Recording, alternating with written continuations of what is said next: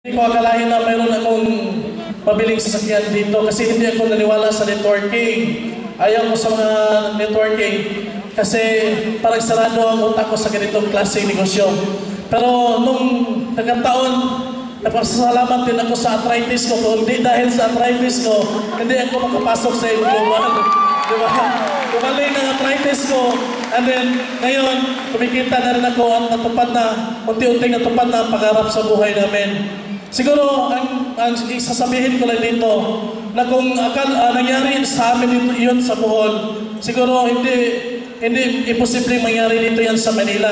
Kasi sa Bohol, akala ko, mas marami pang tarsier kaysa mga kakapwa ko Boholano. Pero kung hindi kayo umalis, wala kami dito ngayon. Matagalan ko siguro. Paabot naman sa kanila. Siguro, kung hindi ganito kalakas ang loob namin na sikapin namin na umasenso.